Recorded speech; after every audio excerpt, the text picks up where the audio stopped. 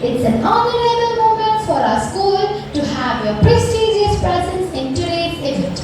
It's a well-known proverb that action speaks louder than the words. This proverb does justice to our principal, Sister Nitya. So, may I request Kapushi teacher to welcome Sister.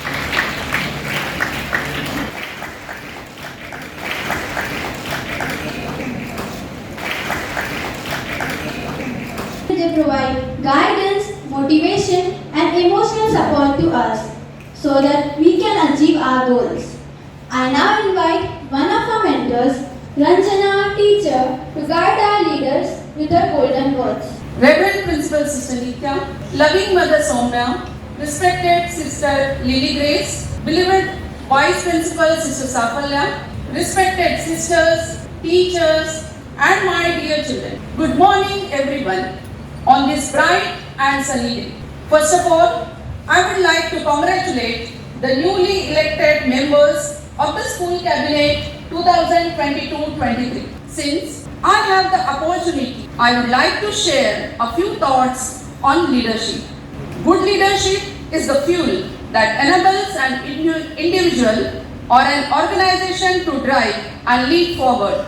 Leadership requires an ability to influence others by our good deeds and generating trust among people.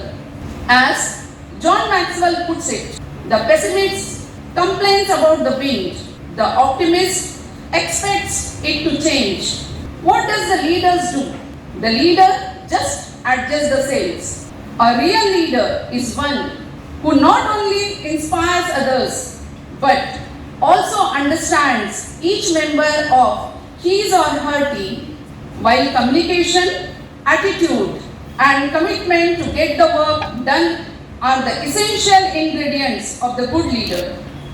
Other traits that enable real leadership in a leader are creativity, empathy, ethics, ability to take responsibility and ability to challenge failure. Inspire others to dream more, learn more, do more and become more. You are a leader.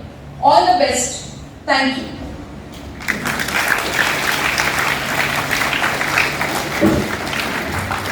Leadership is an action, not a position. The time has arrived when our cabinet members will come forward and make a formal promise to accomplish their responsibilities and duties diligently for the coming year. So, we invite our new elected cabinet members for the oath-taking ceremony.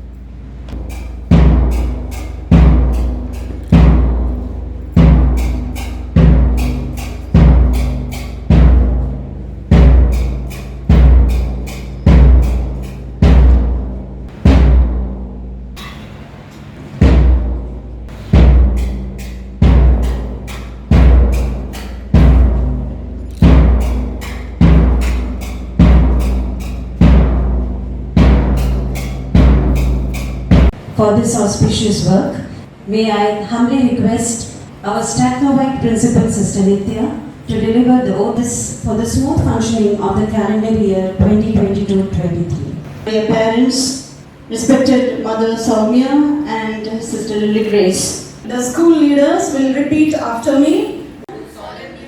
To discharge to the best of my ability and in all sincerity the duties and responsibilities with which we have been entrusted and promised to abide by the rules and regulations, to lead by example, to preserve the legacy of this esteemed institution for its glory and honor. I entrust to you these responsibilities for the honor of Mount Carmel Convent High School, Chandrapur. to deliver the oath of office to the cabinet leaders, house captains, sports captain and cultural in charge. Do solemnly swear to discharge to the best of our ability and in all sincerity the duties and responsibilities with which we have been entrusted and promise to example to preserve the legacy of this esteemed institution for its glory and honor.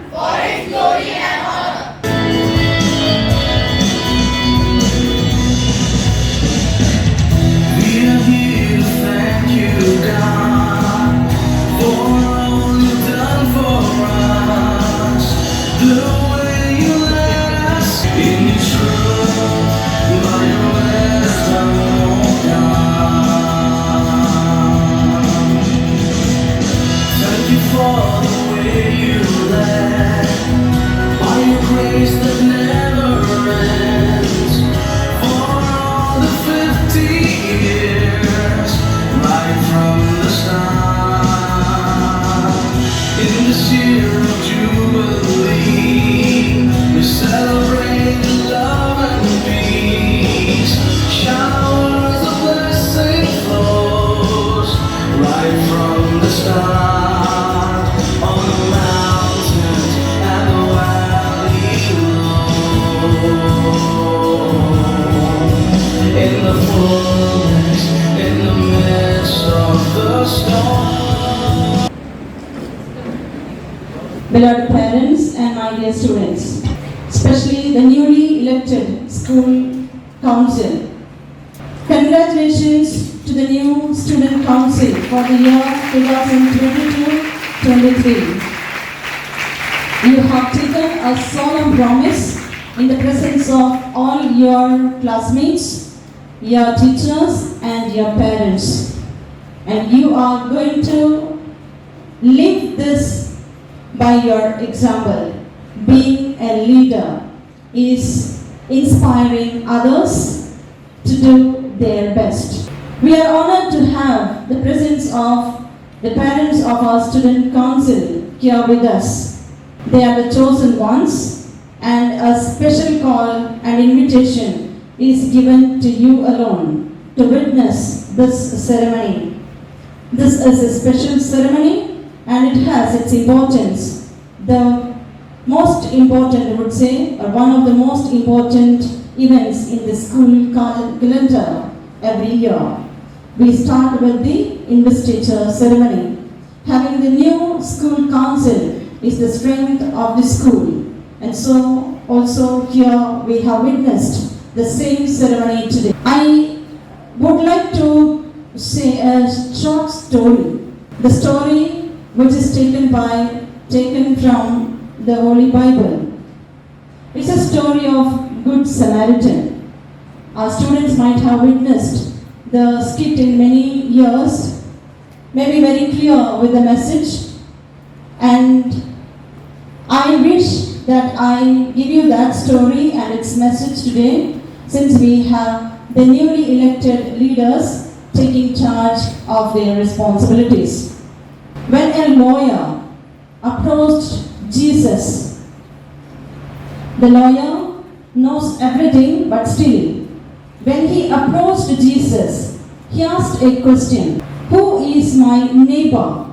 Who do you say that is my neighbor? So Jesus wanted to make the things clear for the man, the lawyer. He told a story to this man. He told that one man was going on his way. I'll tell it in very short. A man was going on his way. He was traveling. And on the way he was attacked by some robbers. He was all alone. He was injured. There was no one to help him. And he was half dead on the way. He was lying on the road. And there came a priest In that context, the story was said. A priest, a religious man, was going on that way. He saw the man lying on the road, half dead, with all blood, bathed in the blood.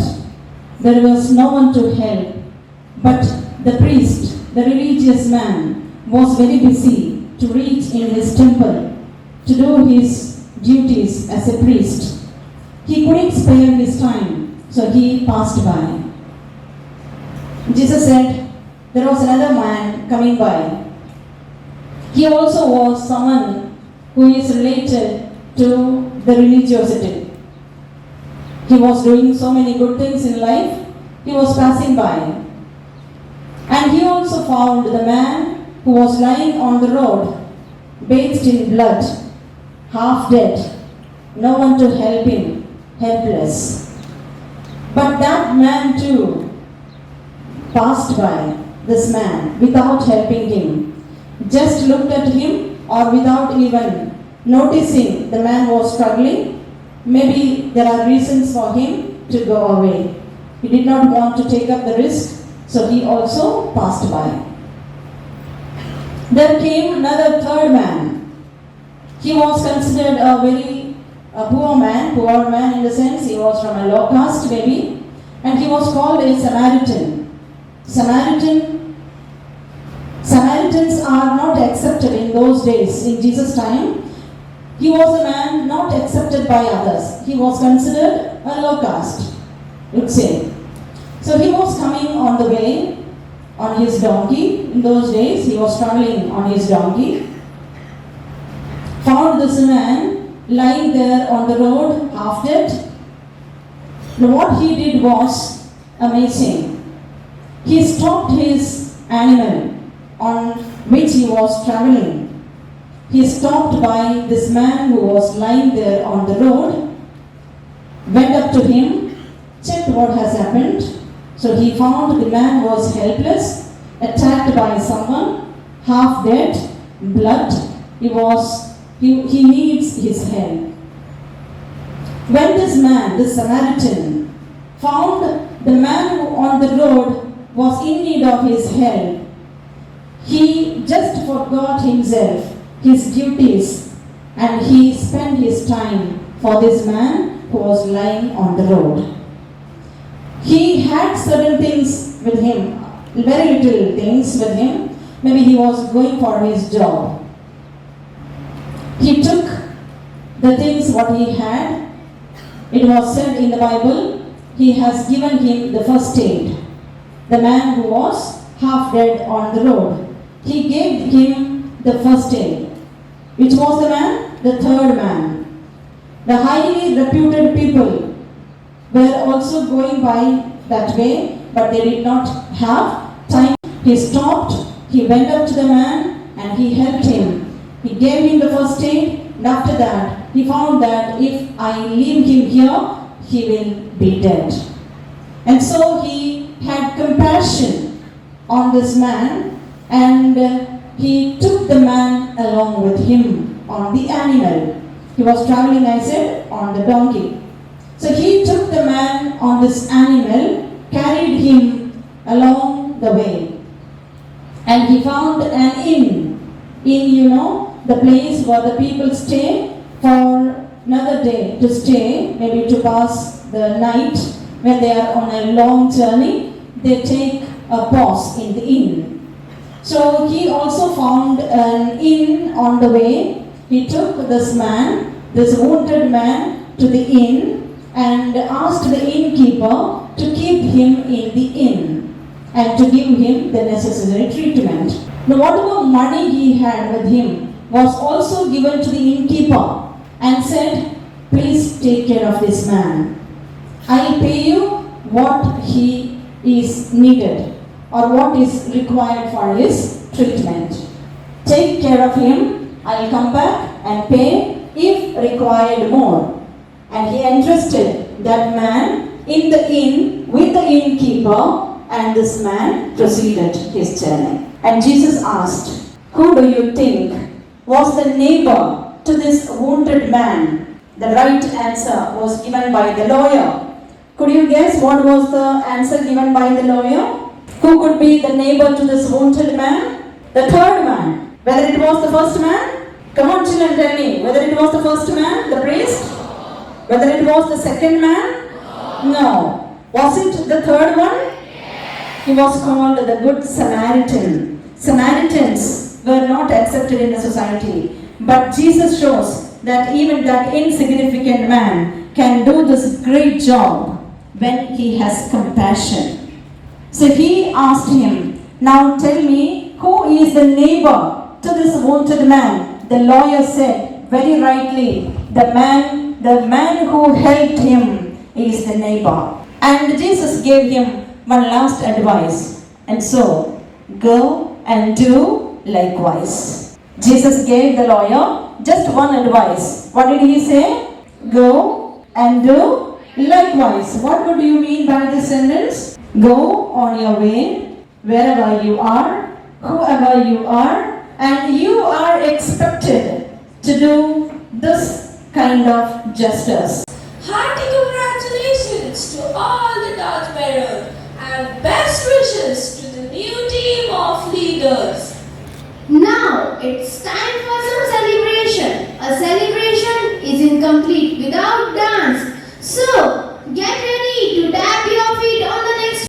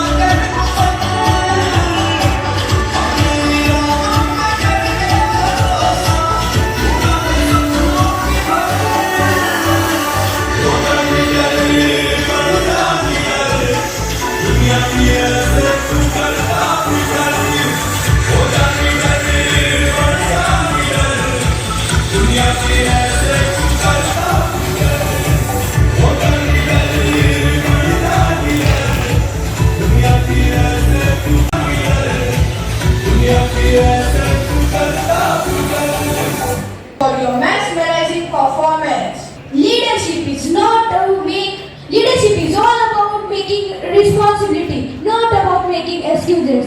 Our head boy and head girl are all set to take up this challenge. May I invite our head boy, Farhan Sheikh, and head girl, Suhani Godhi, to please come up on the stage and express their view. Domination, on cooperation, not intimidation. A very warm and pleasant good morning to all. Myself, Farhan Sheikh. And I, Suhani Godhi, welcome you all to today's Investiture Ceremony. I am falling short of words to express my emotions, my gratitude for the opportunity that I have received to be the head boy of this illustrious institution, Mount Carmel. This position will provide me with a chance to enhance my leadership qualities. It will also give me a chance to be acquainted with your problems. And as a leader, it is my responsibility to deal with the issue and eliminate it. Thereby, I look to be a leader who confronts the status quo of all times and teach all to desire more and unleash themselves in order to explore their individual potential. And with careful forethought, I seek to unfetter the thinking of the upcoming leaders and my team members.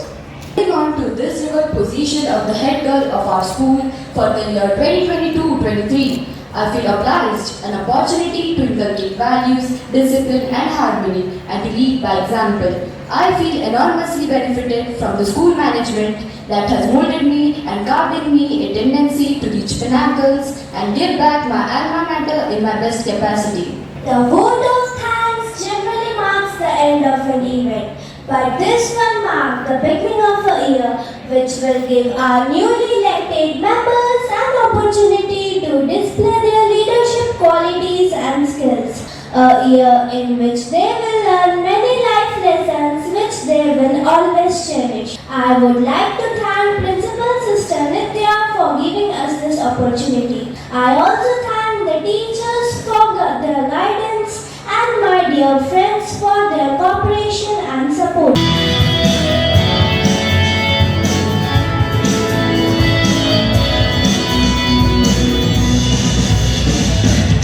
We are here to thank you, God, for all you've done for us.